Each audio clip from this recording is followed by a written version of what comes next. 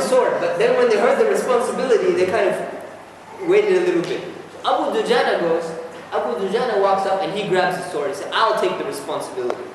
So the Prophet, he gave him the responsibility. Now the other companions, they were watching, right? They were watching and they wanted the honor of having the sword that the Prophet is handing to the companions. But here's the thing, if they had the mentality that, look, he got it and we didn't get it, that's not fair. Why should we fight like this? No, they didn't have this mentality. Why? Because Abu Dujana took care of so many people on the battlefield of Badr. It made the lives of the companions easier. They didn't have to fight as much. They fought, but this guy took care of quite a few people. And he did his job, and he fulfilled the responsibility of the sword. So for them, what does it mean? Celebrating? Yeah, great, man. Abu Dujana, take the sword. You're good at what you're doing. Your success in fulfilling the right of that sword is our success because we won the battle of Badr. That's the mentality that we need to have. In the battle of Khaybar, there's other example, I'm just giving a few battles. Battle of Khaybar. Ali radiallahu anhu. Abu Bakr radiallahu anhu, he was the leader of the army. He tries to take the last fort of Khaybar. Fails.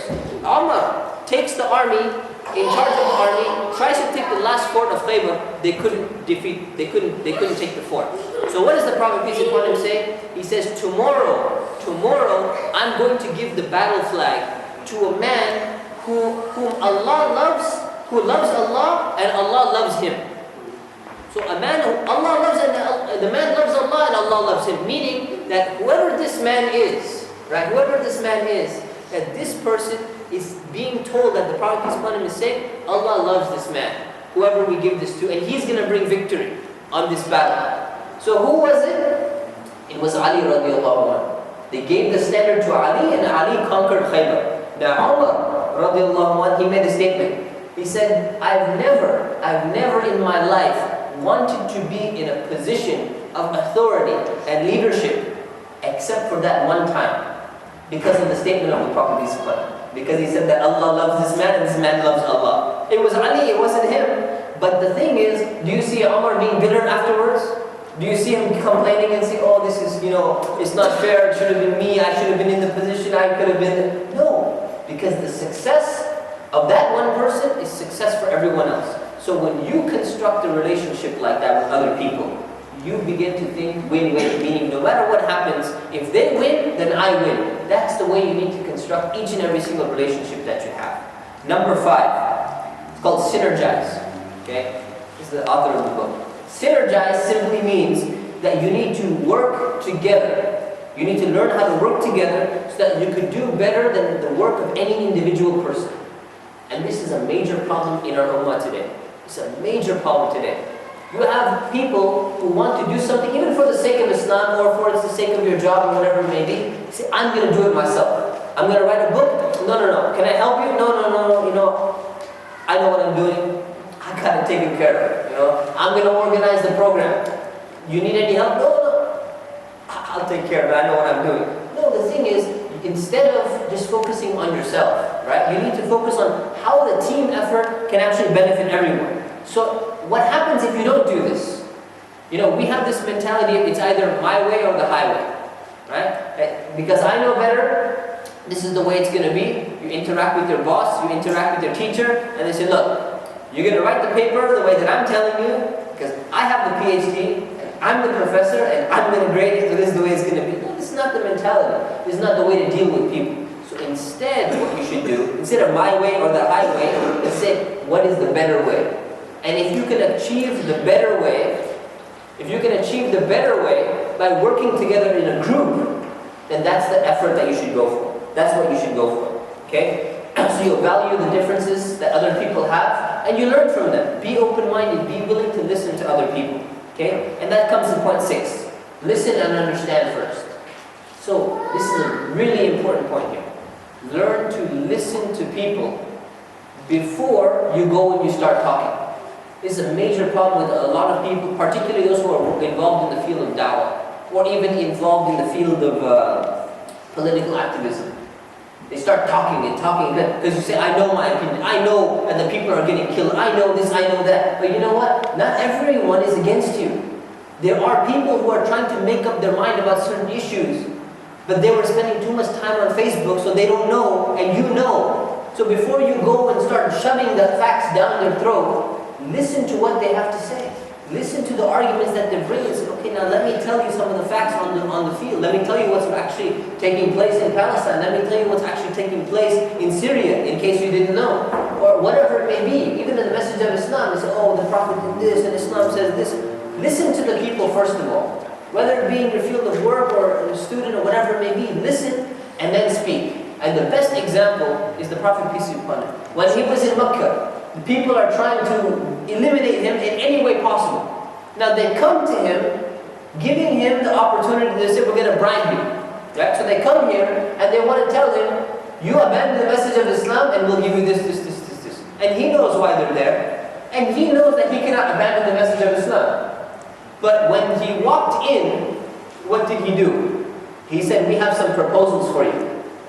What did he say? He said, go ahead and present what you have. I'm listening. So they started presenting. Say, look, if this message of Islam that you're bringing, your claim to prophethood, if you're interested in money, we'll gather up a bunch of money together. We'll make you a richest person in Mecca. You know, if that's what you want. If what you want is, you want popularity, we're going to make you a king, and we'll give you a special status of honor and everything. No one can enter the Kaaba. We'll give you the keys to the Kaaba. No one can enter the Kaaba. Now, can you imagine? Many Muslims today, if someone were to come like this, you know what? I want you to leave Islam because Islam says this, and the Prophet did this, and the Muslims killed this, and jihad means this. Can you imagine? Do you think that they're going to sit there and listen silently? Okay, I'm listening to you. Okay? And then after about 10 minutes, are you done? Can I explain to you Islam? No. What we do? What? What are you talking about my Prophet? Oh, you're talking about... And you start going and talking to the person and, attacking him and this and that. Learn patience and learn to listen. Particularly when you know that the person is just, he doesn't know exactly what he's saying. He's not just there to make fun of you. He's actually presenting an offer to you. So listen to people. This is what the Prophet peace be upon him used to do. He said, listen to people. When signing the Treaty of Hudaybiyah, he used to listen. He even made compromises. He said, why should I write Bismillah ar-Rahman ar-Rahim? We don't use this terminology. We're going to say Bismika Allahumma. We're going to use a different terminology. We don't use this. He says, Muhammad Rasulullah. He said, I don't believe that you're the Rasulullah. I don't believe that you're the Messenger of Allah. I'm not going to write it in the contract because I don't believe that. Now Ali radiallahu anh, he was so excited. He was writing, right? He was writing the contract. So the Prophet told him, remove the words Rasulullah. Remove my name from there, change it, and remove the Rasulullah from there. And he said, no, I can't do it. He said, this is a disrespect. I cannot erase the words where your name is there, or Rasulullah. So he said, show me where it is. I'll remove it. Meaning he's willing to listen to other people. He's willing to even compromise. So you have to learn to listen. This is a very, very important concept. Very important. All the problems that you find today in the Muslim Ummah, you find the excessive fanaticism for madhab, excessive fanaticism for this type of aqidah, or that type of aqidah and everything. One of the biggest problems is people are not willing to listen. They're not willing to listen to each other. They're not willing to discuss. You don't find discussions taking place anymore. What you find is attacks taking place. You find slander taking place. You find backbiting taking place.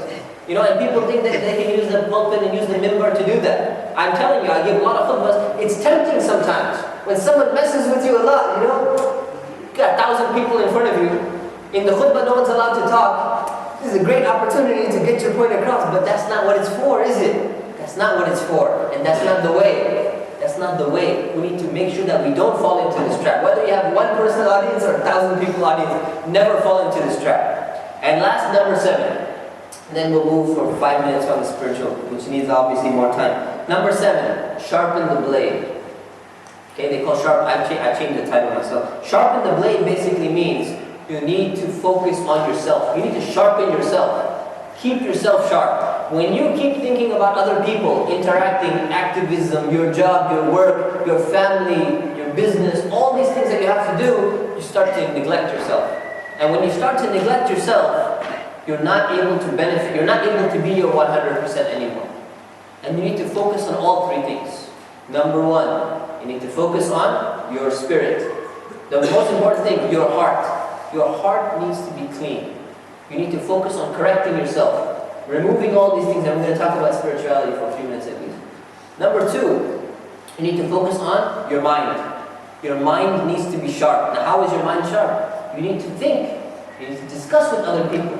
You need to read. You need to exercise it. If you don't exercise it, your mind becomes dull and you're not keeping yourself up to date. You need to not neglect this as well. You have to have some time to yourself to reflect, to think, to learn, to read, as well as to discuss and debate with other people so your ideas can develop. This is extremely important.